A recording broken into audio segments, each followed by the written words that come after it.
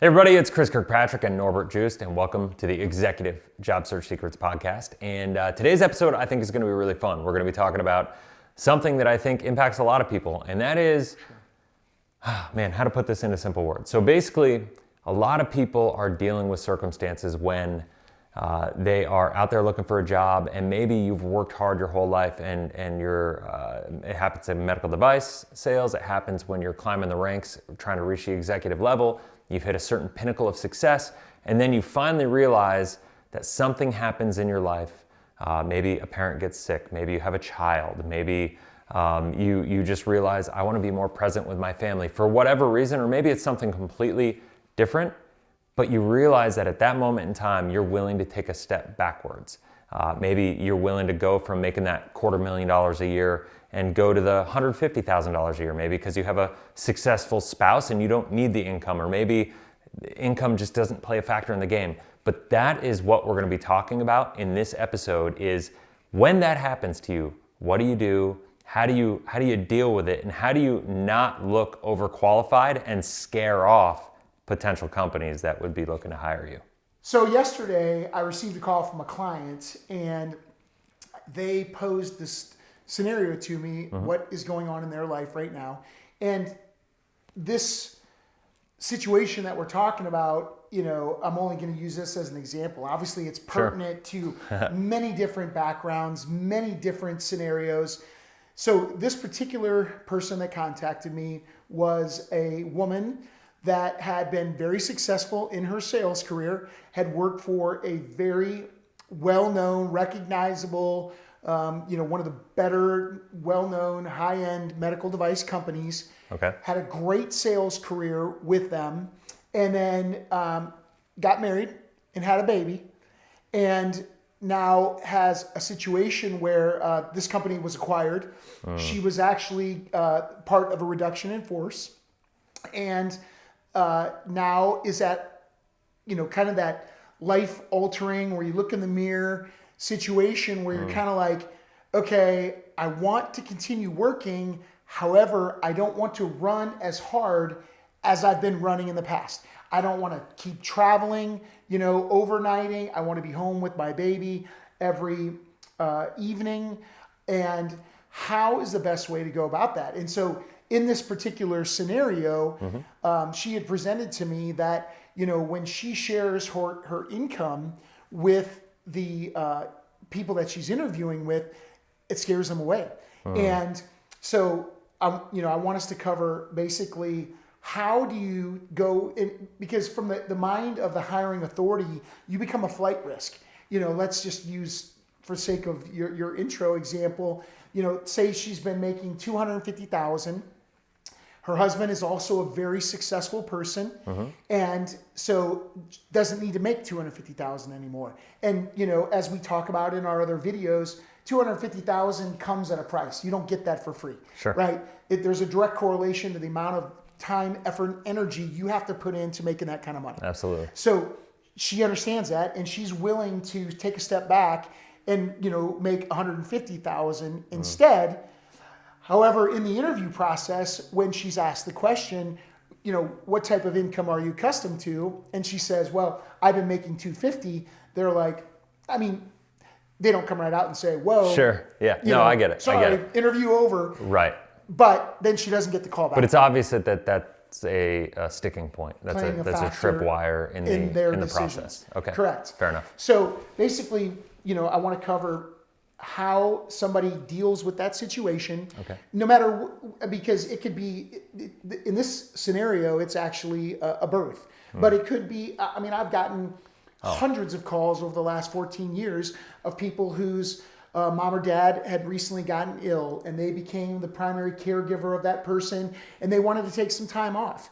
Or they got up to a certain age within their organization and were part of a reduction in force at that point, and they were trying to figure out, well, how do I transition back into the workforce, not wanting to run as hard as I was running before, but I still have tremendous qualities, talents to give, but yet how do I frame that so that it's received properly by the hiring authority, not that I'm just like, hey, I'm in coast mode and I'm just trying to get to the finish line for the next 10, 15, 20 years.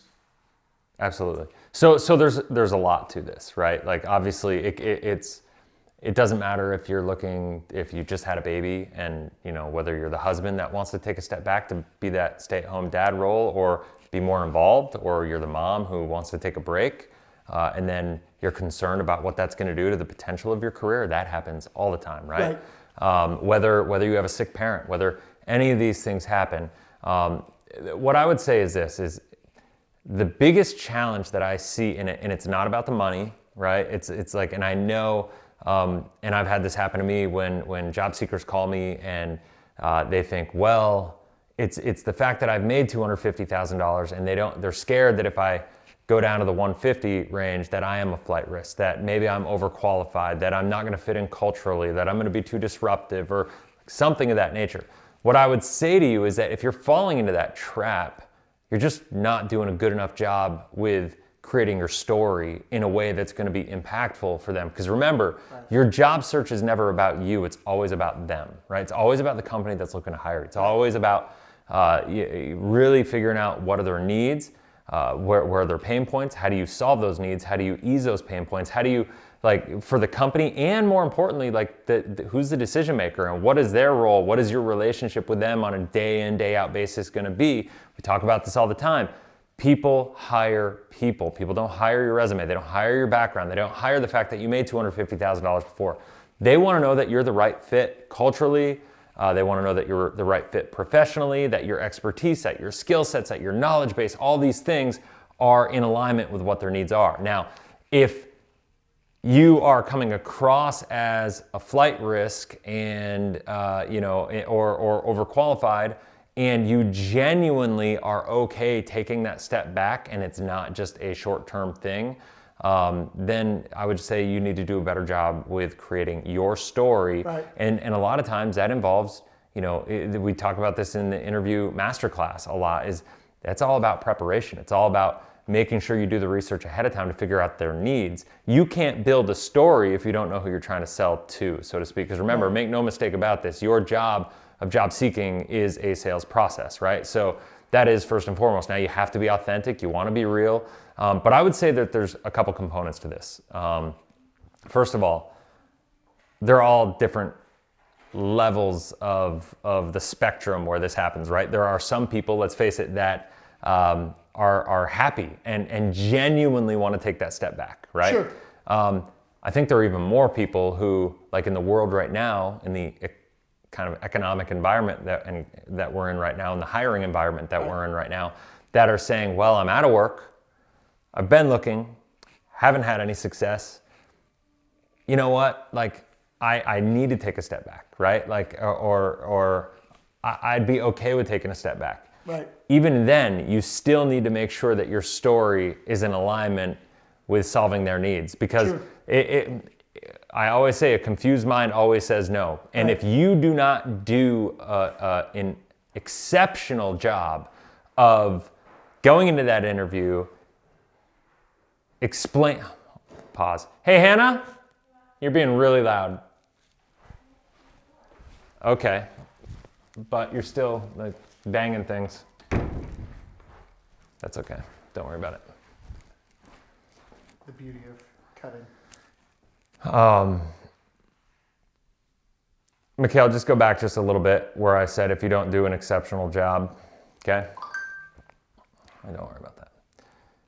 If you don't do an exceptional job of putting together a good story, an amazing story that gets them to buy into your reasoning, right? Like, listen, we're all human beings. Like, hiring managers, the biggest thing, and we say this all the time, it's kind of like beating a dead horse, but it's like, they're scared. Like, they cannot make a mistake and hire the wrong person, right? Sure. So, because there's a lot of money above and beyond your salary and compensation and benefits and all that a company puts into bringing somebody on board. So they cannot make that mistake. It's a direct reflection on them 100%. As a hiring person. Yep. And so they can't make that mistake. So they want to make sure they have to be bought into your story. They have to be bought into the fact that, okay, if Norbert is looking for this job and Norbert's made $250,000, but now you know what, Norbert is dealing with, you know, a spouse who's been sick, right? And now Norbert wants to get back into the working environment.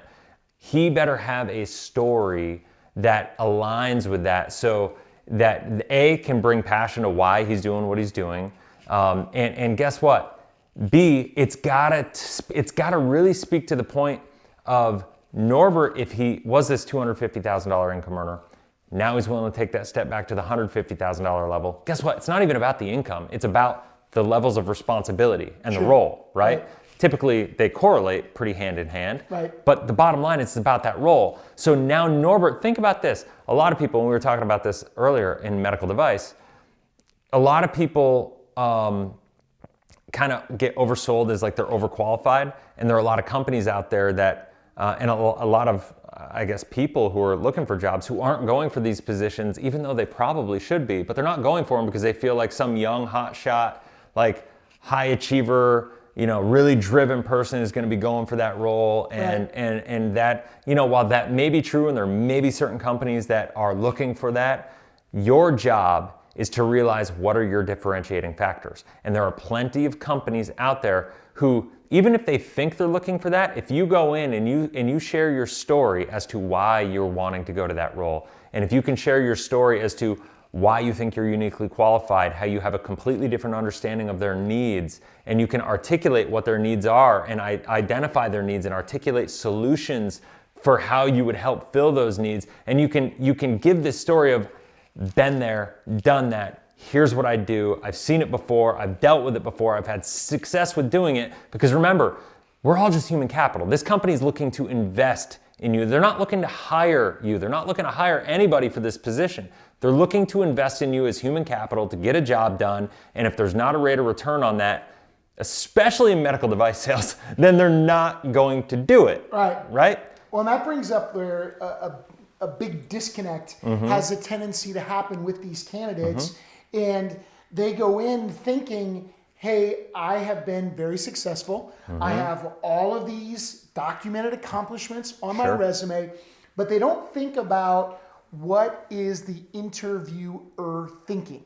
Right. They don't put themselves in their shoes to think about what potential objections might they see in this scenario. Yeah. So in this particular scenario, this particular candidate was finding that there was a lot of walls being put up and doors being closed because they didn't think about the fact that this person is looking at them as potentially being a flight risk because they're unemployed currently. So you need to understand that if you're currently unemployed, are they thinking, are you just taking this job because you need a job? Sure. Or to fill a gap in your resume? Or are you taking this job because you really want this job? For sure. So that comes to your point about conveying your message. The second thing is another mistake that's made is these people who have this great deal of success, no matter what background, they think, and we've talked about this before, that they can just slide their resume across the desk and those accomplishments are going to speak for themselves. And as I've experienced through many years of conversations with clients, that's not the case. You have to be able to tailor your message and you have to think about what objections you might face, what's going through their mind, why they might be concerned about you being a flight risk, and cover those up front and overcome those objections before you get that, hey, it was great to meet you, and you walk out thinking, that was an amazing interview, they're going to definitely call me back, and then crickets. You don't get the call back. Right. And well, and that goes to, it goes to congruency in your message and congruency with like how you're positioning yourself towards what the role really is. And you can have the best resume in the world, you can have the most like outstanding accomplishments, but if they're not in alignment with what they're really, like maybe they're too good, right? Maybe they're all these things. And so, you know, that if you are unemployed in this scenario going into it, that makes it even harder for you simply because now that creates a second level of doubt where they feel like, okay, maybe this person is just trying to pull the wool over my eyes just to get this job. And not only we're going to desperation mode and just need a job, don't want this job. 100%, because not only are we going to give them $150,000 in salary, we're going to give them health insurance. We're going to give them a 401k. We're going to give them all these other things and training and travel expenses and all these different things that go into bringing on a new employee. And then they don't want to take that risk if they think there's an iota of a chance that 9 months down the road, if you get a better opportunity, you're out the door, right? Like that is what's going through their mind. You need to make sure that you do everything in your power to make sure that you explain to them genuinely that you are there for a reason and you are taking this step. Don't even call it a step back. You are just pivoting your life for a reason, right? You make sure you have to explain to them. So here's what I would say. If somebody asks you, what's your previous experience as far as income, right? Like that can be one of the things that will trigger somebody feeling like you're overqualified, because let's face it, most people are money motivated, especially in the medical sales world or sales period. Most people, like that personality type is driven by money motivation, right? And so if that's the case, let's think about it this way. You need to make sure that you're saying, okay, you understand that that's what's going on in their mind. You have to say, if they say, how much money have you made before? Respond with something, and this isn't like a complete templated like response, but you generically kind of have to respond and not avoid the question in the sense that you say, well, my understanding is that this position is in the $150,000 plus range, in that range. And I could tell you I've been in that income range before. I've had all these experiences. I've had all this success. I've done this job before. I love this job because of A, B, C, X, Y, Z, whatever. These are the things. Focus on the positives. Focus on building those bridges. Don't give them the number of I've made $250,000. Just acknowledge and say, well, my understanding is this is what this position is. If I'm out of alignment with that, you can let me know. But that's my understanding, and I can tell you that I've done that and that I enjoyed this. And that meets my current needs in what I'm looking for. Yeah, and I'm really, and be excited about it, right? Like, because passion sells. Nobody just wants to hire somebody that just wants a job. They want to make sure that they know you're there for a reason beyond earning a paycheck, period. And that's a real big opportunity for you to differentiate yourself from other people who are quite frankly just, whether they've made less or whether they've made more, they're going to focus on the money. Maybe they'll have those generic statements of, it's not about the money, it's the, okay. Canned response that they're going to see through. Right, but if you don't have an authentic response, people are going to see through it. So you want to make sure that you're completely prepared for this. And this is why I talk about the EPIC system, the executive preparation for interview circle that we do, where it walks you through layer by layer by layer how to prepare for an interview, both the face of the company, underneath the surface of the company, researching the people that are interviewing you, the core of the company, like what's their mission, figuring out like where is this company looking to go, what are their challenges, what are some solutions that you could potentially identify and articulate for them. And if you can come in as a solutions provider and approach every interview like a consultant would, right? Imagine that this is an opportunity for you to present a business plan as a consultant. Right. That's how I look at this, right? And guess what? If you can get them to like you, and if you can get them to realize that you've put the time in, that you have done the research, that you genuinely care about where this company is going, and that will just show. You don't have to say, I really care. That will be shown based on your responses, based on the research that you've done, based on the energy that you've put into this, and the solutions that you kind of suggest and provide, and the quality of the questions that you ask. I'm a big believer the person in control of the conversation is the person who asks the highest, most impactful questions in the conversation, period. Absolutely. And so that's your job in that role. If you go in there just to answer their questions and respond with canned answers, or just kind of just follow the traditional path that they bring you down, then you're probably going to struggle. And guess what? That's what happens. People think they knocked the interview out of the park, and then they don't get a call back. They thought they nailed the interview because they answered all the questions properly. They had decent conversation, dialogue inside of those interview questions, but they didn't do any critical thinking. They didn't show up prepared. They didn't ask any critical questions of their own, and they didn't really add any value to the situation as the interviewee. That's why you didn't get a call back. Right. And there's, one other factor you and I discussed about this as well. And if you interview for a position and maybe don't get that call back or don't get that position, maybe it wasn't meant to be. Yeah. Maybe, if somebody is worried about you being a flight risk or they're worried about the fact that you've made too much money in the past, you have to be prepared to realize that maybe you don't want that job, that maybe this wasn't the right job for you. Now, you still need to go in prepared and go at it with guns a-blazing after every position, but there are going to be times that, and I know it's hard when you're unemployed because you're kind of in desperation mode. I've been there before. Yeah. You have that financial pressure, whatever going on, but not every position, not every role is right for you and the one you want. And so you have to be prepared to say, you know what, that one wasn't mine. Right. It really comes down to it, and I think I'll end with this, is when you go into the interview process with any company, you have to understand that you cannot try to sell yourself to everybody. You have to really figure out ahead of time, what is it that you stand for?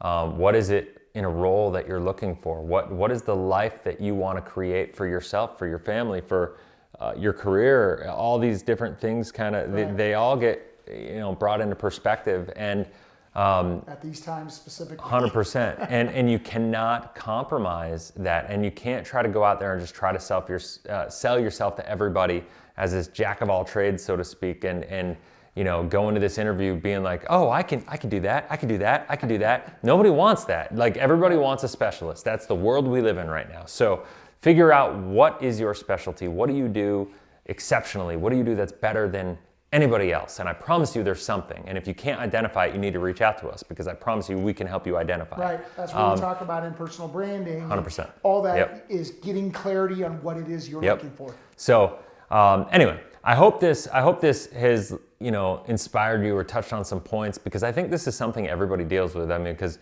whether you are intentionally looking to take a step back, or whether you're kind of in that position where you're hitting that point of desperation, I always say the one thing you can't sell is desperation. And so make sure that you're doing a better job selling your story, developing your story, and making it make sense to the person who's interviewing you and the company that's interviewing you. Right. That is the most important part. If you need help with that, if you have questions about anything, you can go to careernextagency.com, and we have all sorts of resources there. You can reach out, set up an appointment to talk with myself or Norbert.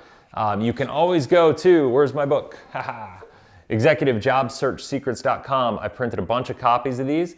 We're giving them out. You can go to Amazon.com and search for Executive Job Search Secrets. You can pay $20 for it, Amazon Prime, or you can go to ExecutiveJobSearchSecrets.com, and I printed a bunch. I will give you one for free. All I ask you to do is pay for the shipping and handling. And so it is the playbook. I know it will help you. It is amazing. And feel free to reach out if you have any questions. Also, CareerAcceleratorClub.com. You can find that at the CareerNextAgency.com website as well. That is our program that we're doing, a monthly coaching service that is just, in my opinion, hands down the best value in the entire industry when it comes to career coaching. You're not going to get the value, the information. It's all the information that people were paying $15,000 for when I was working at the high-end executive search firm. So anyway, I hope that makes sense. If you have any questions, reach out, support@careernextagency.com.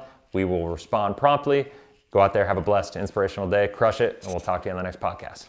See you guys. Until next time, take care.